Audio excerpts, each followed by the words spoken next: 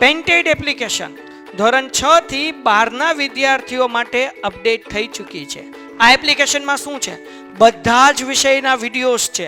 ગુજરાતની best faculty દ્વારા live lectures છે. આઈએમપી પ્રશ્ન છે, ટેસ્ટ સિરીઝ છે અને ગુજરાતના તમામ વિદ્યાર્થીઓ સાથે તમે તમારી કમ્પેરિઝન કરી શકો છો. ગેમિફિકેશન છે અને બીજું ઘણું બધું. તો તમે એપ્લિકેશન ડાઉનલોડ ન કરી હોય તો ડિસ્ક્રિપ્શનમાં લિંક આપી છે. હમણાં જ પ્લે સ્ટોર ઉપર જાઓ અને એપ્લિકેશન ડાઉનલોડ કરો.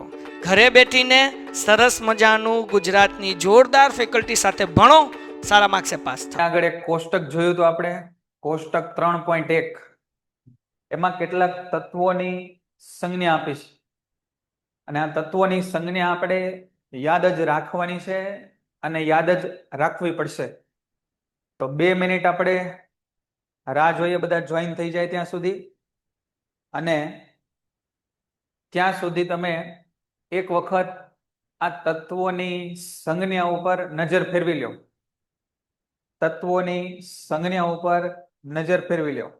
આમ હાથ રાખીને તમે કોશિશ કરો તો એલ્યુમિનિયમ તો Al, આર્ગન તો Ar, બેરિયમ તો Ba, બોરોન તો B, બ્રોમિન તો Br, કેલ્શિયમ તો Ca, કાર્બન તો C. એમ કરીને તમારા પુસ્તકમાં યાદ આવે છે કે નહીં? જુઓ, પુસ્તક સાથે લઈને બેસજો. આજે બહુ અગત્યનો કન્સેપ્ટ આપણે ભણવાનો છે, એટલા માટે પુસ્તક, પેન, રફબુક આ ખાસ સાથે લઈને બેસજો. બરાબર છે? ચાલો, તો હવે મોટા ભાગના આપણા મિત્રો આવી ગયા છે. શરૂ કરી દઈએ આપણે. પેલા જે સમજાવું ને એમાં અહીંયા ધ્યાન રાખજો અને પછી આપણે અહીંથી વાંચી અને સમજશું. ચાલો જોજો, સમજો. આજે આપણે જે ટોપિક સમજવો છે એ બહુ અગત્યનો ટોપિક છે, જે છે પરમાણવીય દળ.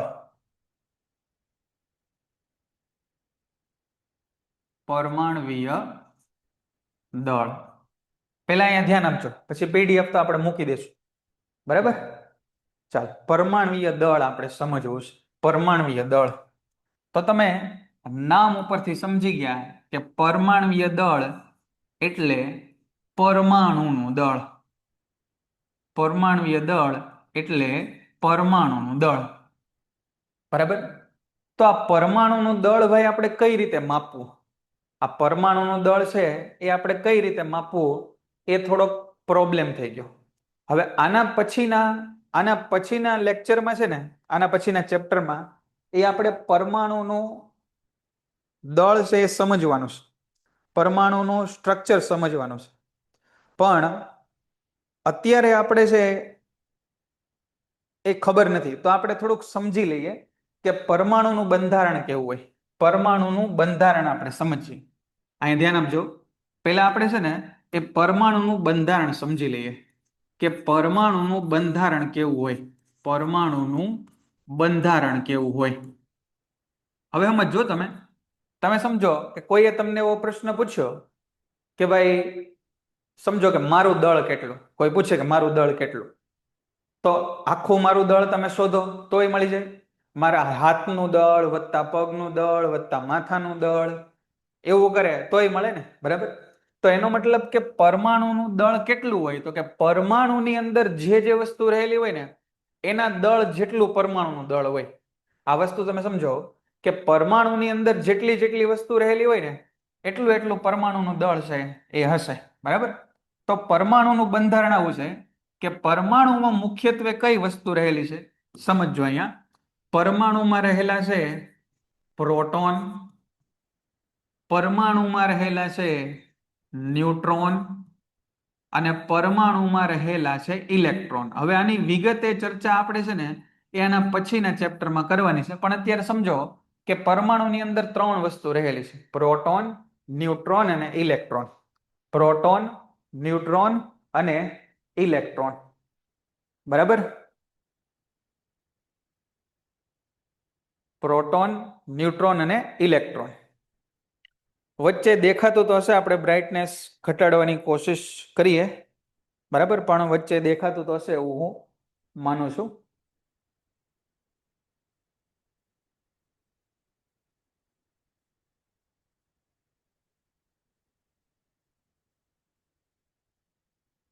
ચાલો જોઈએ પ્રોટોન, ન્યુટ્રોન અને ઇલેક્ટ્રોન. તો આ પ્રોટોન છે ને, પ્રોટોન એ ધન વિદ્યુત ભાર ધરાવે. પ્રોટોન છે ને એ ધન વિદ્યુત ભાર ધરાવે. એને આપણે દર્શાવીએ છે ને આવી રીતે P થી દર્શાવીએ. ન્યુટ્રોન છે ને એ તટસ્થ હોય. ન્યુટ્રોન છે એ તટસ્થ હોય અને એને આપણે સ્મોલ n થી દર્શાવીએ. અને ઇલેક્ટ્રોન હોય ને એ ઋણ વિદ્યુત ભારિત હોય અને એને દર્શાવીએ આપણે E થી દર્શાવીએ. E થી દર્શાવીએ. હવે આપણને અભ્યાસ ઉપરથી ખ્યાલ આવ્યો કે પ્રોટોનનું દળ, પ્રોટોનનું દળ, પ્રોટોનનું દળ અને ન્યુટ્રોનનું દળ એ સરખું હોય. પ્રોટોનનું દળ અને ન્યુટ્રોનનું દળ સરખું હોય. એટલે આમ લખાય જુઓ, mp is equal to mn, mass of proton, mass of neutron, આ સરખું હોય. અને ઇલેક્ટ્રોનનું દળ હોય ને, ઇલેક્ટ્રોનનું દળ, ઇલેક્ટ્રોનનું દળ છે ને એ લગભગ શૂન્ય હોય. ટૂંકમાં આની કમ્પેરમાં બહુ ઓછું હોય. એટલે આપણે એને અવગણીએ, આપણે એને અવગણના કરીએ, અવગણીએ, અવગણીએ. તો માસ ઓફ ઇલેક્ટ્રોન છે ને એ નિયરલી ઇક્વલ ટુ 0 હોય. ઇલેક્ટ્રોનનું માસ કેવું હોય તો કે 0 હોય. તો એનો મતલબ એવો થયો કે પરમાણુનું દળ કેટલું થયું સાહેબ? તો કે પરમાણુનું દળ પ્રોટોન અને ન્યુટ્રોન બેયનું દળ ભેગું કરો ને એટલું થાય. પરમાણુનું દળ પ્રોટોન અને ન્યુટ્રોન ભેગા કરો ને એટલું થાય. હવે પરમાણુ હોય કેવો? તો કે આ હોય ને એ પરમાણુ કેન્દ્ર હોય. આ છે એ પરમાણુ કેન્દ્ર હોય. આની અંદર બે વસ્તુ હોય. આની અંદર છે એ પ્રોટોન હોય અને આની અંદર છે એ ન્યુટ્રોન હોય. પ્રોટોન અને ન્યુટ્રોન આની અંદર હોય. અને આની આજુબાજુ છે ને, આની આજુબાજુ એ ઇલેક્ટ્રોન ફરતા હોય. આની આજુબાજુ છે ને એ ઇલેક્ટ્રોન આમ ફરતા હોય. આની વિગતે આપણે ચર્ચા પછી કરશું, આના પછીના ચેપ્ટરમાં.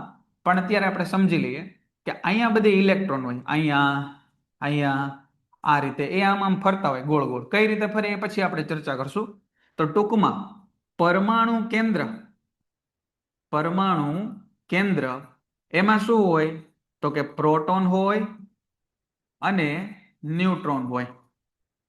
પ્રોટોન અને ન્યુટ્રોન હોય. અને એની આસપાસ, આસપાસ એ ઇલેક્ટ્રોન ફરતા હોય. એટલે કે ગતિ કરતા, ફરતા કરતા ગતિ કરતા એવું લખીએ ને. ઇલેક્ટ્રોન ગતિ કરતા હોય, ગતિ કરતા હોય. કેમ ગતિ કરતા હોય તો ગોળ ગોળ, ગોળ ગોળ ફરે. આમ ગોળ ગોળ ફરતા હોય. આને કક્ષાઓ કહેવાય. આના પછીના ચેપ્ટરમાં આપણે એનું છે એ ભણવાનું છે ડિટેલમાં. પણ અત્યારે ખાલી સમજો કે આ ટાઈપની ટૂંકમાં પરિસ્થિતિ હોય. ફરીવાર હું ધંધો કરવા આપણે નીકળાતા તો કે સાહેબ આપણે ધંધો કરવા નીકળાતા કે પરમાણુનું દળ શોધવું છે. એને તમે સરખાવો કે ભાઈ સોહમસરનું દળ શોધવું છે. તો બે વસ્તુ થઈ શકે. આખે આખા સોહમસરને છે એ વજન કાંટા ઉપર મૂકી દો અને સોહમસરને એક એક હાથ કાપો, એક એક પગ કાપો, માથું કાપો, એમ બધાનો ભેગો કરો દળ, તોય તે સરવાળો મળી જાય ને, બરાબર? તોય તે દળ મળી જાય. પણ હવે ભાઈ આ પરમાણુ છે ને એ ખૂબ નાના છે. તો એ પરમાણુનું દળ એ એની અંદર રહેલા કણોના દળ જેટલું હોય. આ બધું બહુ પછીથી ખબર પડી હતી, આપણે ચોથા ચેપ્ટરમાં ભણવાનું છે, બરાબર? આટલું પહેલા તમે નોંધી લ્યો. 1 મિનિટનો સમય લઈ અને આ તમે પહેલા નોંધી લ્યો. 1 મિનિટનો સમય લઈને નોંધી લ્યો પહેલા કે પરમાણુય દળ એટલે પરમાણુનું દળ. પરમાણુના દળમાં પ્રોટોન, ન્યુટ્રોન અને ઇલેક્ટ્રોન હોય, બરાબર? પરમાણુના દળમાં પ્રોટોન, ન્યુટ્રોન અને ઇલેક્ટ્રોન હોય. પ્રોટોન અને ન્યુટ્રોનનું દળ સરખું હોય. ઇલેક્ટ્રોનનું દળ શૂન્ય હોય. આટલું તમે નોંધી લ્યો. હા, હોમવર્ક દર વખતે હું તમને ચેક કરવાનું નહીં કહું, બરાબર? હું માની લઈશ કે તમે કર્યું જશે એવું હું વિશ્વાસ તમારી ઉપર રાખીશ, બરાબર છે? એટલે બધાએ કરવાનું જ તે હોમવર્ક આપણે. ચાલો, નોંધી લીધું એટલું, બરાબર? ચાલો હવે આગળ વધીએ. પીડીએફ હું શેર કરીશ જ, કદાચ કોઈને નોંધવાનું બાકી હોય તો ખાલી આ નજર ફેરવી લો. હવે સાંભળો, હવે છે ને આપણે એક ઉદાહરણ લઈએ. હવે આ બધા જે છે ને આ પરમાણુઓ, આ બધા પ્રોટોન, ન્યુટ્રોન એ બધા ખૂબ નાના હોય. આ પ્રોટોન ને ન્યુટ્રોન ને બધા ખૂબ નાના હોય.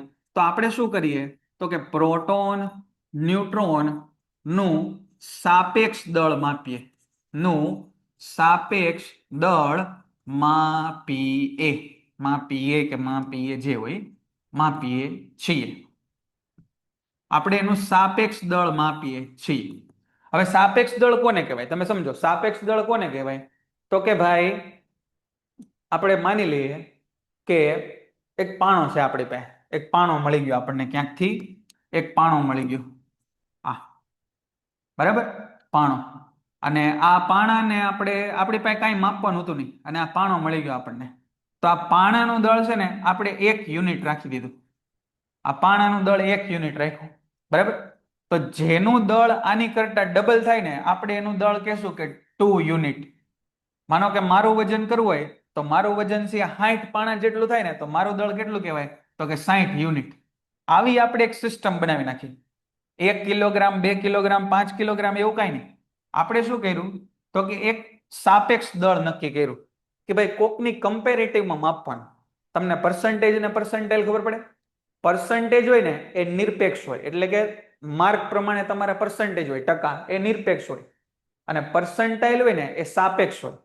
સમજો, આજનો ટોપિક બહુ અગત્યનો છે. પર્સન્ટાઇલ છે એ સાપેક્ષ હોય, બરાબર. જેનો પહેલો નંબર આવ્યો ને એના 100% પર્સન્ટાઇલ કહેવાય અને એની સાપેક્ષે તમારા રેન્ક આવે.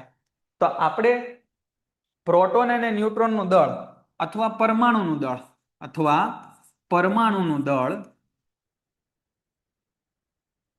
એ સાપેક્ષ માપીએ છીએ.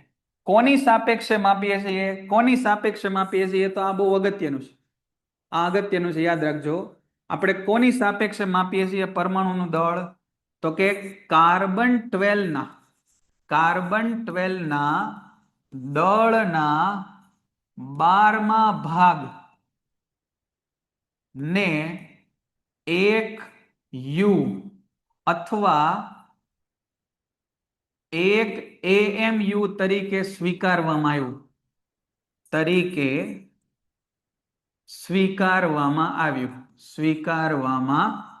આવ્યું. હવે જરાક શાંતિથી સમજજો આ કે કાર્બન 12 એટલે શું. આપણને ખબર છે કે કાર્બન એક તત્વ છે જેનો પરમાણુ ક્રમાંક છે ને 6 છે. કાર્બન એક તત્વ છે જેનો પરમાણુ ક્રમાંક છે ને 6 છે. આનું જેટલું દળ હતું ને, આનું જેટલું દળ, એના આપણે 12 ભાગ કર્યા. આ કાર્બનનું જેટલું દળ હતું ને, C12 ના દળ, C12 નું દળ, એના 12 ભાગ કર્યા અને જે જવાબ મળ્યો ને એને આપણે 1 યુ એવું નામ આપ્યું. અને આ યુ છે ને, યુ, એનો મતલબ થાય યુનિફાઈડ માસ. યુનિફાઈડ માસ. માસ એટલે દળ. યુનિફાઈડ માસ. માસ કહેતા દળ. ગુજરાતીમાં એને કહેવાય એકીકૃત દળ. એકીકૃત દળ. આ છે ને એ નવો લેટેસ્ટ એકમ છે. આ છે ને AMU એ જૂનો એકમ છે. આ AMU છે ને એ જૂનો એકમ છે. આનું નામ થાય એટોમિક માસ યુનિટ. એટોમિક માસ યુનિટ. અને તમને ખબર પડી ગઈ હશે કે આ બધા નામ કોણે રાખ્યા છે? કોણે રાખ્યા છે કયો તો? આ 1 યુ કહેવાય ને 2 યુ કહેવાય ને AMU કહેવાય, એ નામ કોણે રાખ્યા છે?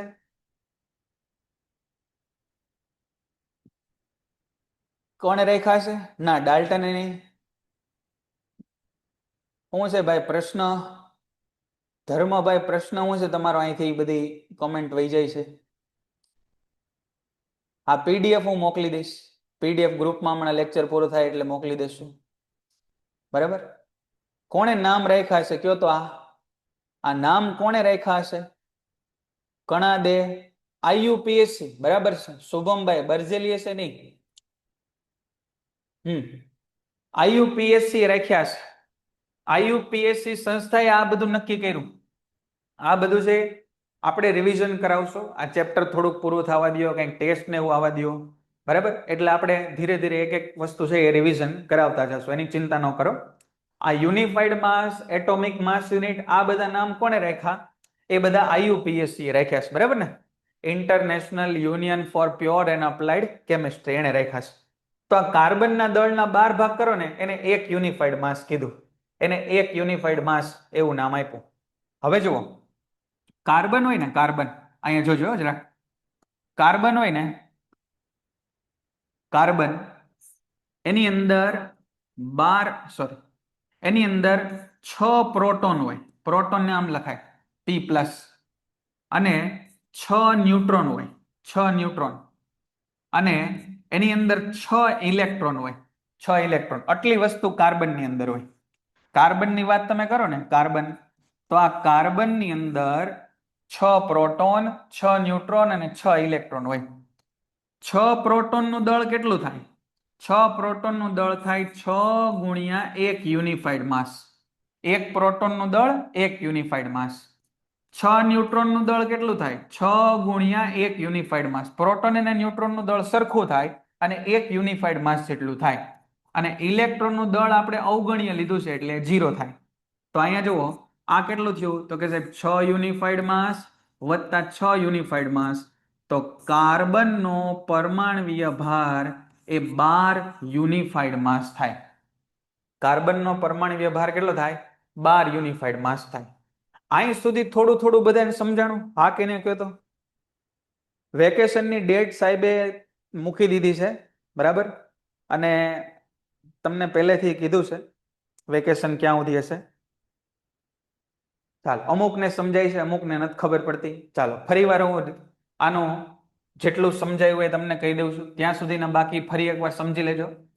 આજનો આપણો જે ધંધો છે એ છે પરમાણુનું દળ શોધવું, એટલે કે પરમાણવીય દળ શોધવું. સમજો શાંતિથી. આજનો ટોપિક છે આપણો પરમાણવીય દળ શોધવું, એટલે કે પરમાણુનું દળ શોધવું. તો પરમાણુનું દળ એટલે શું? તો કે પરમાણુની અંદર રહેલી જે વસ્તુ હોય ને એનું દળ એટલે પરમાણુનું દળ, બરાબર?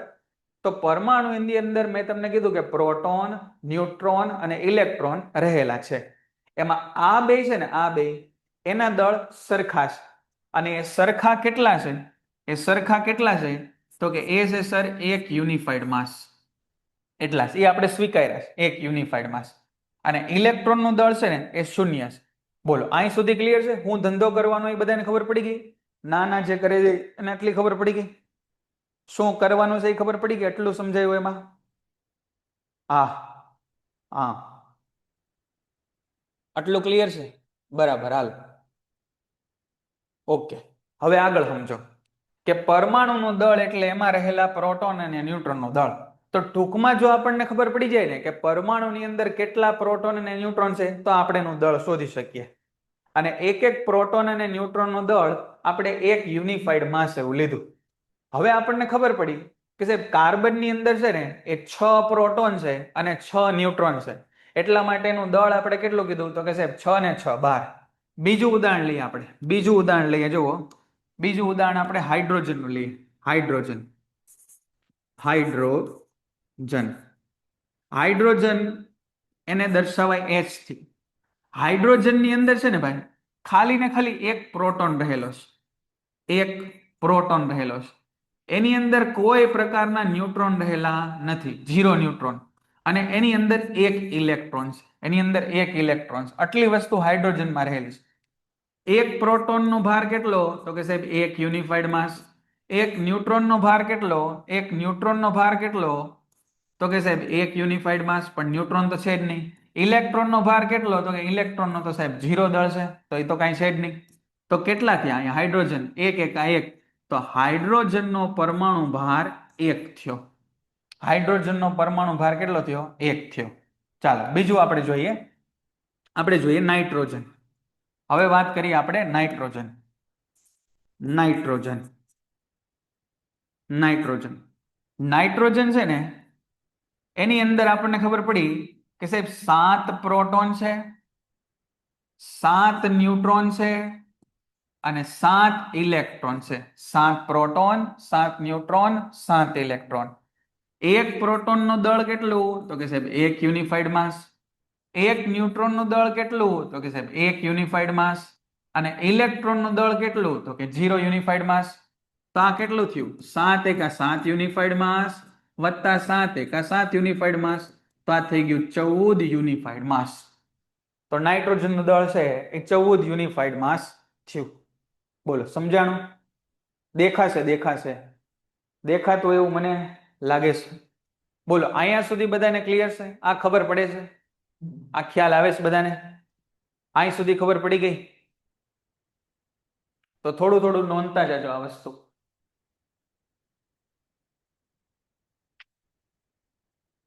હવે જુઓ તમારી ટેક્સ્ટ બુક જુઓ.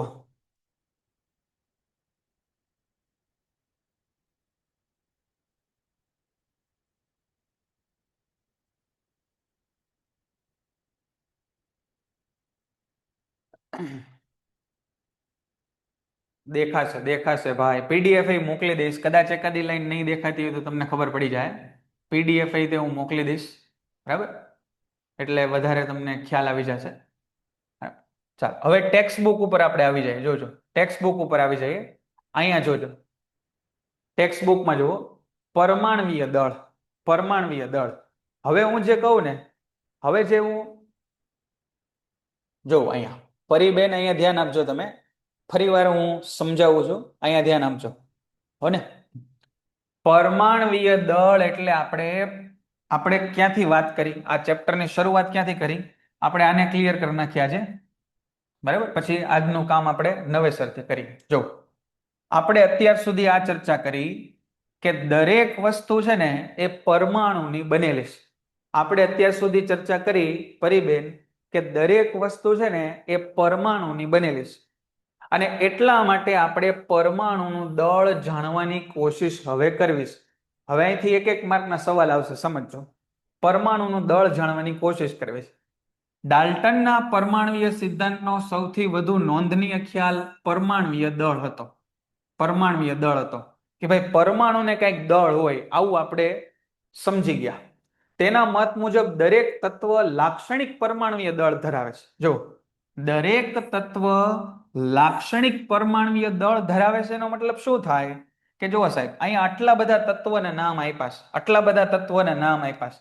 એમાંથી હું એક ક્લોરીનનો અણુ લઈ લઉં, એક છે એ હું એલ્યુમિનિયમનો અણુ લઈ લઉં. આ બે અણુ જો હું લઉં ને તો બેના એક એક અણુના અથવા એક એક પરમાણુના દળ અલગ અલગ હશે.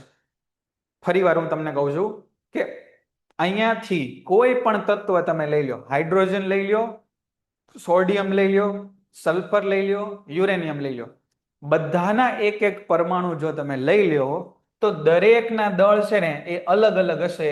એવી વસ્તુ ડાલ્ટનને ખબર પડી ગઈ. જો દરેક તત્વ લાક્ષણિક પરમાણુય દળ ધરાવે છે. આ સિદ્ધાંત દ્વારા નિશ્ચિત પ્રમાણના નિયમને એટલી સારી રીતે સમજાવી શકાતો હતો જેથી વૈજ્ઞાનિકો પરમાણુનું પરમાણુય દળ માપવા માટે પ્રેરિત થયા. હવે નિશ્ચિત પ્રમાણનો નિયમ એ આપણે અગાઉ સમજ્યા છે, પરંતુ સ્વતંત્ર પરમાણુનું દળ નક્કી કરવું ઘણું મુશ્કેલ કાર્ય હતું. જો પરમાણુ એક તો એટલો નાનો કે જે ત્યારના વખતમાં જોઈ નતો શકાતો. હવે એનું દળ કઈ રીતે આપણે નક્કી કરવું, તો એ બહુ મુશ્કેલ કાર્ય હતું. તેથી રાસાયણિક સંયોગીકરણના નિયમનો ઉપયોગ દ્વારા તેમજ ઉદ્ભવેલા સંયોજનના પરમાણુનું સાપેક્ષ દળ જાણી શકાયું. તો એનું સોલ્યુશન શું કર્યું? સોલ્યુશન એને શું કર્યું તો કે રાસાયણિક સંયોગીકરણના નિયમોનો ઉપયોગ અને ઉદ્ભવેલા સંયોજન દ્વારા સાપેક્ષ દળ આપણે છે એ જાણી શક્યા. બરાબર, સાપેક્ષ દળ આપણે જાણી શક્યા. હવે આપણે આ કાર્બન મોનોક્સાઇડનું ઉદાહરણ લીધું છે, પણ એ આપણે પછી જોશું, એની જરૂર નહીં પડે. જુઓ આપણે પરમાણુય દળનો એકમ, આ યાદ રાખજો કે આપણે પરમાણુય દળના એકમને શરૂઆતના સમયમાં AMU તરીકે ઓળખતા હતા. જો આ રહ્યું AMU, પરંતુ IUPAC ની તાજેતરની ભલામણના આધારે તેને યુનિફાઈડ દળ તરીકે લખાય. જો બે વસ્તુ આપણે ચર્ચા કરી, યુનિફાઈડ દળ તરીકે લખાય છે, બરાબર. એક કાર્બન પરમાણુનું દળ જેટલું લઈએ તો કાર્બનના પરમાણુય દળને એક યુનિફાઈડ માસ વડે અને ઓક્સિજનને 1.33 વડે, એ ઉદાહરણ આપણે સમજીએ, વડે દર્શાવી શકાય. એ આપણે હમણાં સમજીએ. તમને આગળ ચર્ચા કરી આની. અહીંયા આવી જાઓ. વિવિધ પરમાણુય દળના એકમોની શોધ કરતા વૈજ્ઞાનિકે શરૂઆતમાં, જો આ પ્રશ્ન પૂછાય, આપણે કીધું ને અહીંયા હમણાં આપણે ચર્ચા કરી કે પરમાણુનું દળ કઈ રીતે લેવાય, તો કે છે કાર્બન 12 ના દળના 12 ભાગ કરો. કાર્બનના દળનો 12મો ભાગ હોય ને એને એક યુનિફાઈડ માસ કહેવાય.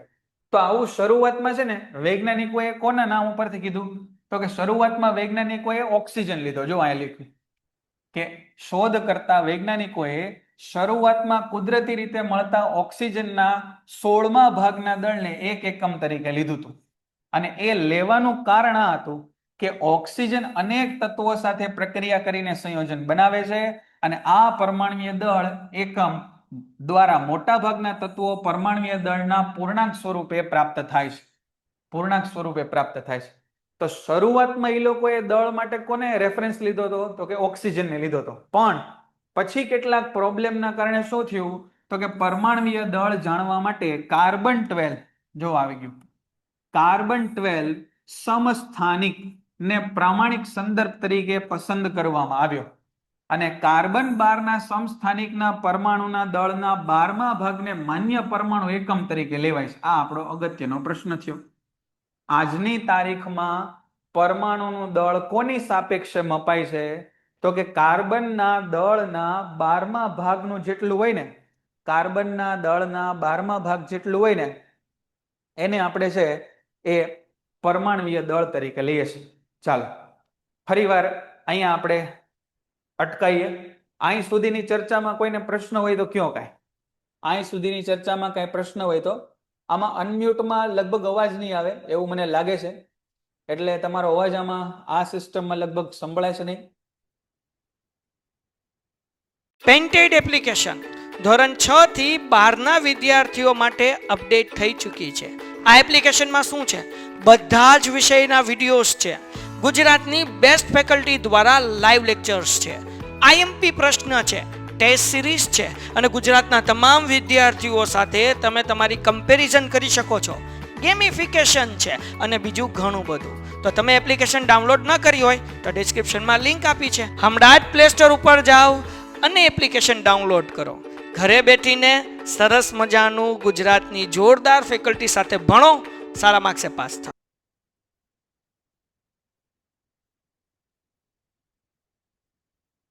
ઓકે, ચાલો આગળ વધીએ. ફરીવાર શું કીધું આપણે?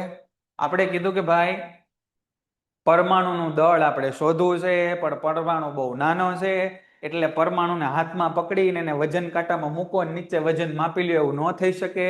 એટલા માટે પરમાણુને આપણે કોકની સાપેક્ષે માપીએ. એનું દળ સાપેક્ષે માપવા માટે આપણે પેલા ઓક્સિજનને પસંદ કર્યો, પણ કોઈ કારણોસર આપણે ઓક્સિજનને મૂકી દેવો પડતો અને એના પછી આપણે છે એ કાર્બનને પસંદ કર્યો. એક કાર્બનનું તમારે આ જાણવું છે કે એક યુનિફાઈડ માસ એટલે કેટલું થાય?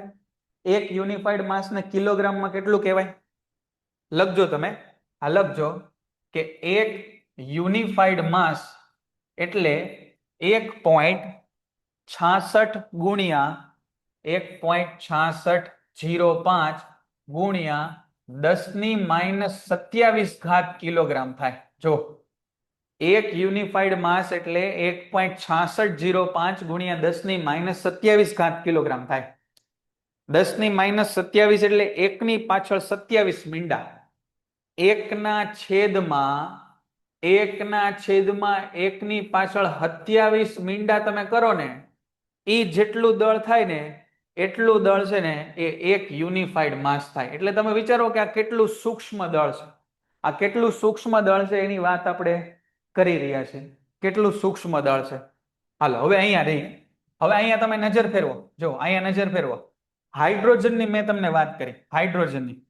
તો હાઇડ્રોજનનો પરમાણુ ક્રમાંક 1 છે. શું કામ 1 છે? તો કે હાઇડ્રોજનમાં છે ને સાહેબ એક પ્રોટોન છે, એક પ્રોટોન, એટલે એનો પરમાણુ ક્રમાંક છે ને એ 1 છે. હાઇડ્રોજનમાં છે ને એ ખાલી એક પ્રોટોન છે, એટલે એનો પરમાણુ ક્રમાંક 1 છે. કાર્બનનો પરમાણુ ક્રમાંક 12 શું કામ થયો? તો કે સાહેબ કાર્બનમાં છે ને 6 પ્રોટોન છે અને 6 ન્યુટ્રોન છે, બરાબર? એટલે 6 ને 6 12, અને પ્રોટોન અને ન્યુટ્રોનનું દળ સરખું હોય એટલા માટે 6 ને 6 12, એટલે આનું દળ 12 યુનિફાઈડ માસ થાય. નાઇટ્રોજનમાં 14 કેમ? તો કે સાહેબ 7 પ્રોટોન હોય અને 7 ન્યુટ્રોન હોય. ઓક્સિજનનો 16 કેમ? તો કે સાહેબ એમાં 8 પ્રોટોન હોય અને 8 ન્યુટ્રોન હોય, એટલે ઓક્સિજનનો 16. સોડિયમમાં મને કોઈ કહેશે કેટલા પ્રોટોન અને કેટલા ન્યુટ્રોન? સોડિયમમાં મને કોઈ કહેશે કે કેટલા પ્રોટોન અને કેટલા ન્યુટ્રોન હશે? કયો તો. સોડિયમની અંદર પરમાણુ ક્રમાંક 23 છે, સોરી પરમાણુય દળ 23 છે. તો કેટલા? 11.5. તો 11 ને 11 તો 22 થાય. અડધાનો હોય પરમાણુ, અડધાનો હોય. વ્યાસ મનભાઈ સમજો, પરમાણુઓની અંદર ઇલેક્ટ્રોન પ્રોટોન અડધાનો હોય, તુષારભાઈ બરાબર કે છે પ્રોટોન અને ન્યુટ્રોનની સંખ્યા અલગ અલગ હોઈ શકે.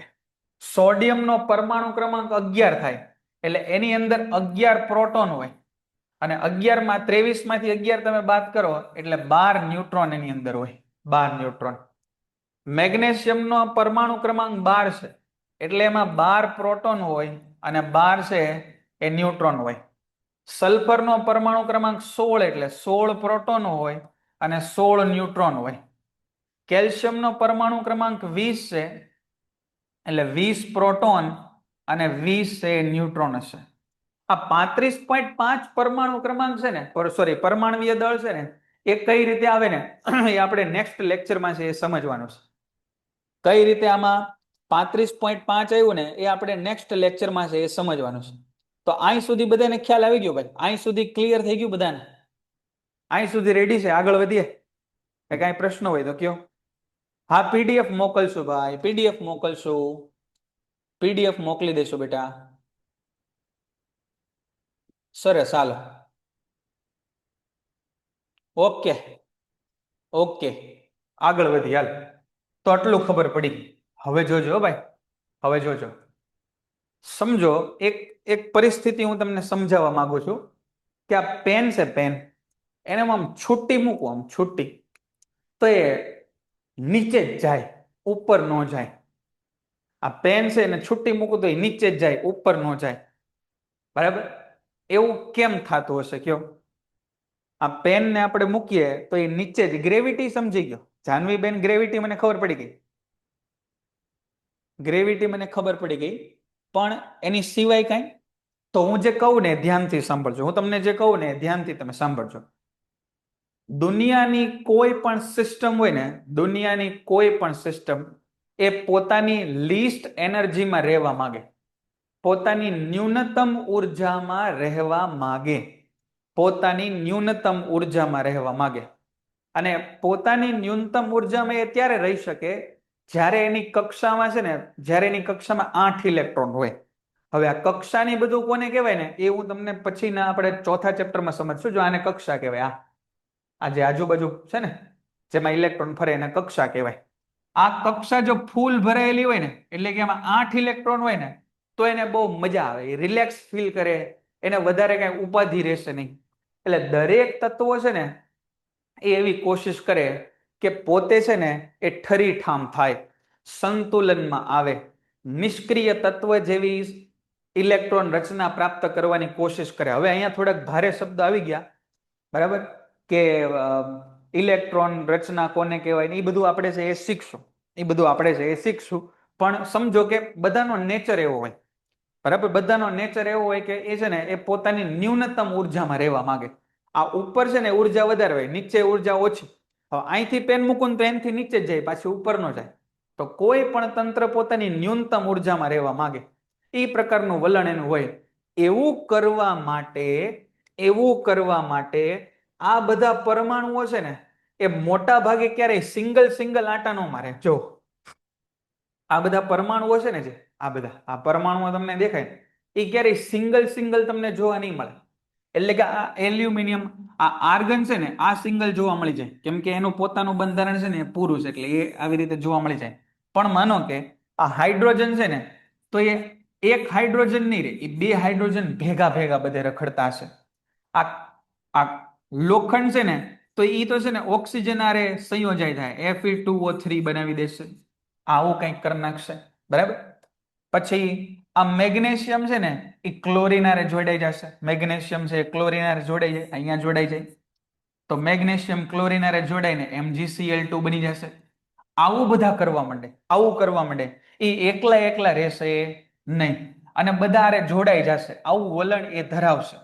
હવે એવું કેમ વલણ ધરાવે એ આપણે આના પછીના ચેપ્ટરમાં શીખશું, પણ એવું વલણ એ ધરાવે અને એના કારણે પરમાણુઓ છે ને એ પરમાણુ મટી અને અણુ બની જાય. એના કારણે છે ને એ પરમાણુમાંથી શું બની જાય? પરમાણુમાંથી એ અણુ બની જાય.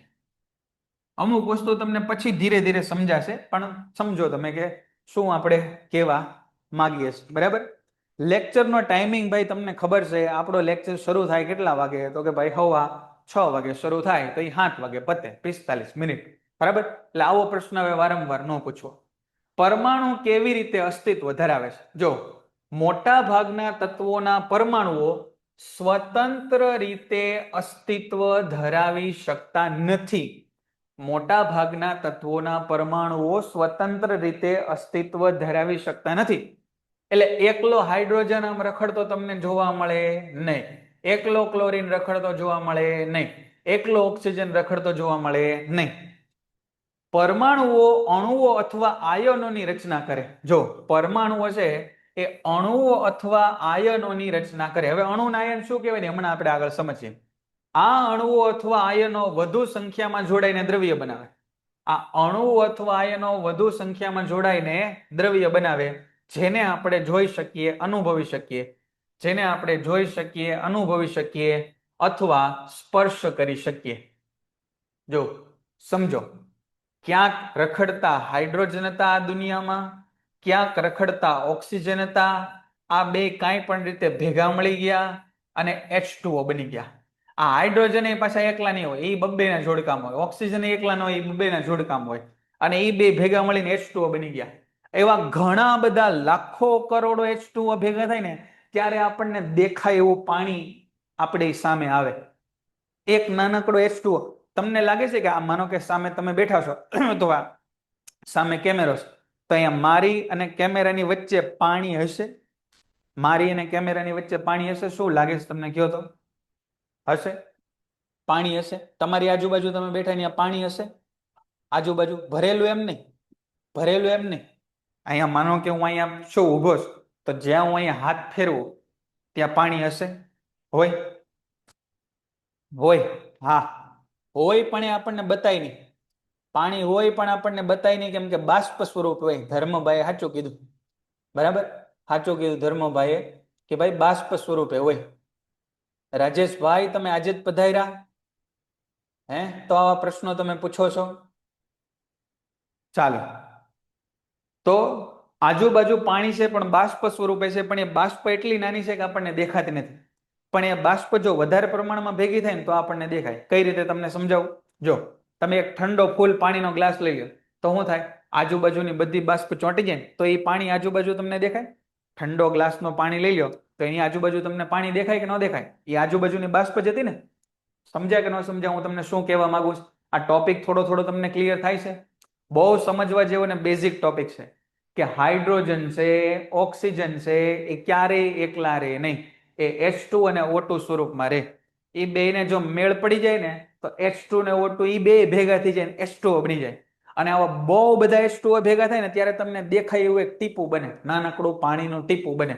એવા હજારો લાખો H2O ના અણુઓ ભેગા થાય ત્યારે છે ને એ આ H2O બને. બરાબર, તો આ વાત આપણે કરી. હવે જુઓ અણુઓ શું છે. અણુઓ શું છે? સામાન્ય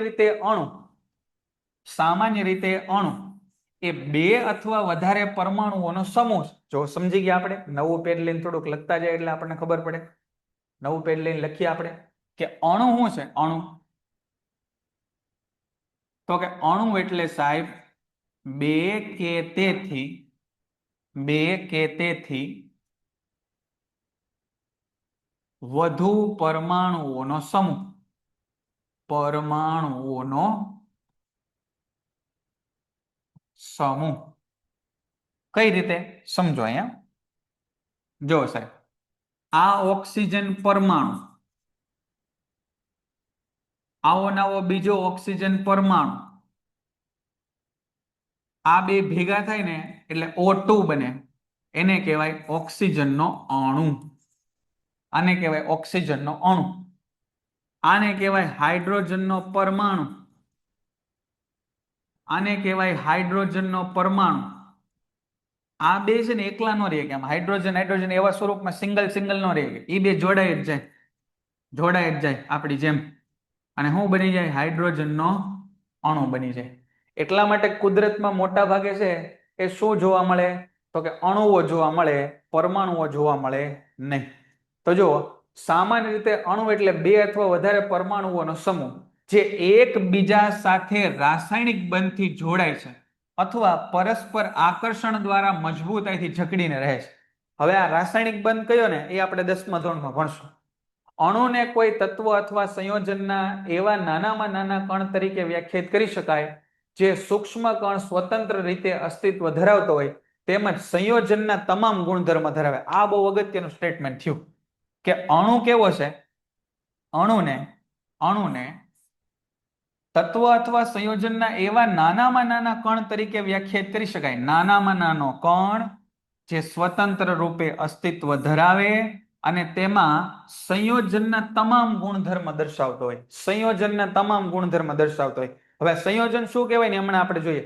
સંયોજન તમે સમજી ગયા કે ભાઈ H2O હોય ને એને સંયોજન કહેવાય, NaCl હોય ને એને સંયોજન કહેવાય. જો સાંભળજો, અહીંયા H2O છે ને એને સંયોજન કહેવાય, NaCl છે ને એને સંયોજન કહેવાય. તો તમે એક H2O લ્યો કે 1000 H2O લ્યો કે 1,00,000 H2O લ્યો, બધાના ગુણધર્મો કેવા હોય? સરખા હોય. આ બધાના ગુણધર્મો કેવા હોય? ગુણધર્મો સરખા હોય. તો આવું હોય ને તો આ H2O ને એનો અણુ કહેવાય, અણુ કહેવાય. ખબર પડી? બરાબર. તો આ વાત કરી આપણે કે ભાઈ અણુ હોય ને સાહેબ એ આ રીતે હોય, એને અણુ કહેવાય કે ભાઈ જેની અંદર બધા ગુણધર્મ હોય.